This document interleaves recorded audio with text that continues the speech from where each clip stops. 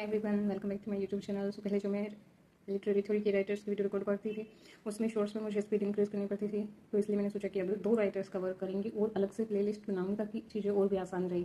I hope you understand this. So today's video we will learn about I A. Richards, जो कि बताते हैं functions of language के। Language के 4 फंक्शंस हैं, जिसमें आता है सेंस। सेंस यानी कि जो राइटर है वो क्या कहना चाहता है, और एफ से फीलिंग यानी कि वो जो राइटर जो वर्क लिखता है उसमें उस राइटर की फीलिंग्स क्या थी, इमोशंस क्या थी और उसके आइडियाज़ क्या थे। और टी सी टोन यानी कि राइटर का जो वर्क लिखते इसमें उसका एटीट्यूड का क्या था और रीडर्स का पढ़ते इसमें क्या था। तो ये चीज़ें टोन में होती है। और ऐसे इंटेंशन कि राइटर का एम क्या है उस वर्क को लिखने का, जिसे हम शॉर्ट में SFTI कहते हैं, जिसकी क्रोनोलॉजी भी पूछ ली जाती है। इसको हमें ऐसे ही याद करना पड़ेगा। I hope you understand this. The next term is two uses of language.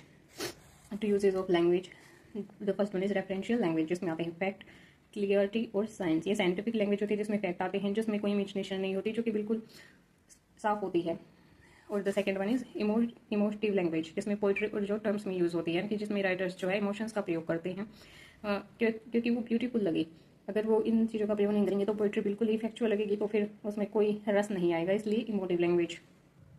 The next term is pseudo statement. इसमें ये भी साइलेंट, इसलिए ये सूडो स्टेटमेंट है, जो कि फॉल्स एंड फेक होती है, नॉट रियल फैक्ट। ये रियल फैक्ट पर बेस नहीं होती है। ओनली इसमें राइटर्स अपनी फीलिंग एक्सप्रेस करते हैं ताकि पोइट्री सुंदर लग सके।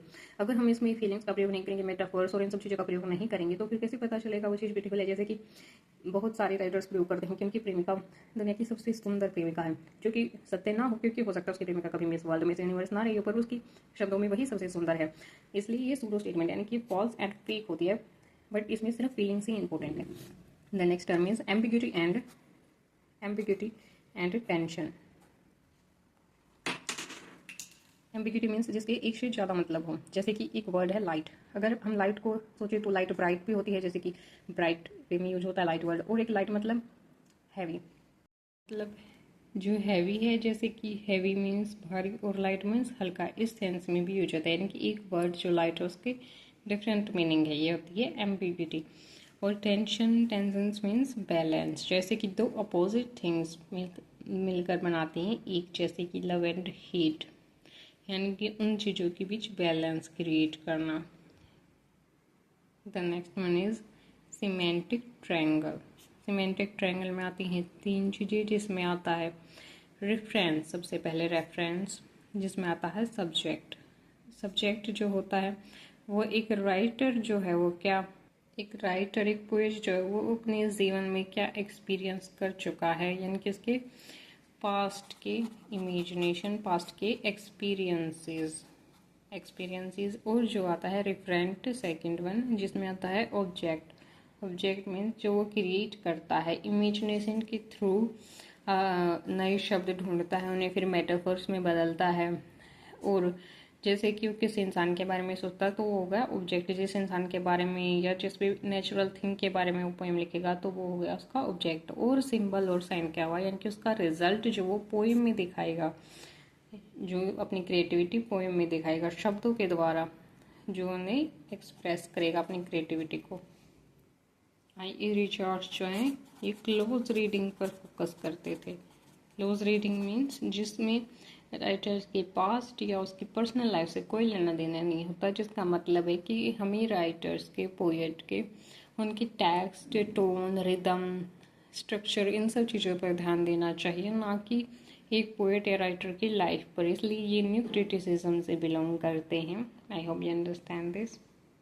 क्लीनेथ ब्रुक्स, जो कि सेम ही न्यू क्रिटिसिज्म से बिलोंग करते हैं। तो अब हम इनके इंपॉर्टेंट टर्म करेंगे। The first one is heresy of paraphrase. Heresy of paraphrase है, जिसमें हेरेसी का मतलब इमोशन, यानी कि वो चीज़ जिसमें इमोशन नहीं होते, जो कि जिस पोएम में हम सिंपल जो है वर्ड्स जो है वो पोएम की ब्यूटी डिस्ट्रॉय कर देते हैं, यानी कि जिसमें हम फैक्चुअल चीज़ें लिखते हैं वो चीज़ फिर पोएम की ब्यूटी डिस्ट्रॉय कर देती है। जैसे कि सिर्फ इसमें कॉन्टेक्स्ट पर ध्यान नहीं दिया जाता, जो है मीनिंग इन फॉर्म और स्ट्रक्चर पर, टोन पर और रिदम पर ध्यान दिया जाता है। मीनिंग जो है फॉर्म, स्ट्रक्चर, टोन और रिदम पर बेस होता है। जैसे कि एग्जांपल के लिए the sky wept silently, writers ऐसा लिखते हैं अपनी पोएम में लिखते हैं, है ना, कितना ब्यूटीफुल लग रहा है कि इसका आसमान जो है वो साइलेंटली रो रहा है, पर इसका एक्चुअल मीनिंग क्या है।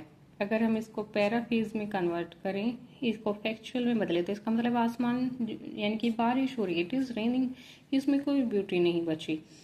इसलिए जो है ये जो पैराफ्रेज है, ये क्लिंट ब्रूक्स कहना चाहता है कि पोइम की जो पैराफ्रेजिंग करते हैं, यानी कि जब हम उसे फैक्चुअल बना देते हैं तो उसकी ब्यूटी वो जो है वो नहीं रहती है।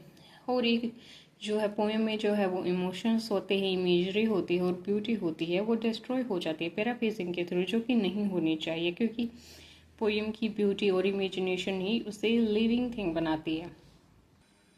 The second term is irony as a principle of structure. Irony means जो एक्चुअल जो मीनिंग है वो डिफरेंट हो, एक्चुअल मीनिंग जो डिफरेंट हो। जैसे कि हम कहते हैं what A pleasant day, pleasant is कितना सुहावना दिन है, इसका मतलब क्या है, बाहर जो है स्ट्रॉम है या फिर बारिश हो रही है। यानी कि आयरनी, आयरन मीन्स जैसे कहते हैं कि आयरनी कर रहा है, यानी कि वो जो कह रहा है पर उससे जो डिफरेंट मीनिंग है, वो कह कुछ और रहा है और उसका मतलब कुछ और है, जो कि जैसे यूजुअली सॉन्ग्स में होता है और राइटर्स जो अपनी पोएम में यूज़ करते हैं, यानी कि जो बैलेंस करते हैं अपोजिट आइडियाज़ को और जो पोएम को फिर यूनिटी देता है, ये आयरनी ऑफ प्रिंसिपल। जैसे कि the silence spoke louder than words, यहाँ पर दो वर्ड्स जैसे साइलेंस और लाउडर दोनों एक दूसरे के अपोजिट है। साइलेंस मीन चुप रहना और लाउडर्स मीन बोलना, लेकिन फिर भी कितनी अच्छी तरीके से राइटर ने एक ही लाइन में नहीं दिखाया है। और इसका एक मतलब भी है कि जो है एक्शन कि मौन जो है वो शब्दों से कहीं अधिक प्रभावशाली होता है। यानी कि राइटर्स ने दो अपोजिट चीज को एक ही आइडियाज में कन्वर्ट कर दिया, जो कि पोएम की यूनिटी बन गई। जब ऐसे ही आइडियाज एक पोएम में बार बार रिपीट होते तो वो आयरनी ऐसे प्रिंसिपल ऑफ स्ट्रक्चर कहलाती है। The third term is ambiguity and paradox. Ambiguity जैसा कि क्लिंट ब्रूक्स में भी एम्बिग्यूटी था। एम्बिग्यूटी मीन्स एक ऐसी चीज जिसके कई मतलब होते हैं, जो कि पोएम में रिचनेस और डेप्थ लाती है। और पैराडॉक्स मीन्स वही कॉन्ट्राडिक्टरी चीज, विरोधाभासी, जो कि पोएम को सार प्रदान करती है। जैसे कि हमारी लाइफ में जैसे उतार चढ़ाव आते हैं, हार जीत आती है, सुख दुख आते हैं, ये पैराडॉक्स है। पैराडॉक्स पोएम में भी उतना ही इम्पोर्टेंट है, क्योंकि हमारी लाइफ भी एक पैराडॉक्स है, लाइफ भी हमारी पैराडॉक्स की तरह है। The fourth term is organic unity. Organic means ऐसी चीजें जो पोएम को लिविंग ऑर्गेनिज्म देती हैं।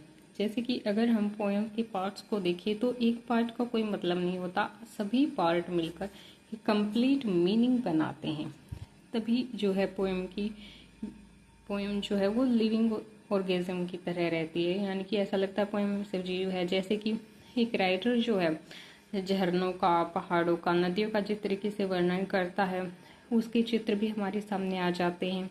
तो क्या ही वो ऑर्गेनिक यूनिटी हुई। लेकिन एक ही पहरा पढ़ के कई बार हम ये पता नहीं लगा पाते कि राइटर अपनी प्रेमिका के बारे में इतनी सुंदरता का वर्णन कर, या फिर नेचर का, क्योंकि कुछ पहरों की शुरुआत ऐसी ही होती है, पर जब जैसे जैसे हम पहरे पार्ट्स पढ़ते जाते हैं पोएम के, वैसे वैसी चीज़ें हमें समझ में आने लगती हैं। यानी कि जो पोएम के वो सारे पार्ट इंपॉर्टेंट होते हैं, तभी वो कंप्लीट मीनिंग बनाते हैं। The last term is language of paradox. ये इंपॉर्टेंट टर्म है, इसे ऐसे याद कर लेना, क्योंकि लैंग्वेज आप जानते क्या होती है। और पैराडॉक्स वही विरोधाभासी लैंग्वेज में पोएम में पैराडॉक्स का प्रयोग करना अपने पोएम में, जो कि डेप्थ देता है पोएम को, एक मीनिंग देता है। आई hope you understand all these two writers. So like, share and subscribe. Keep learning and keep smiling.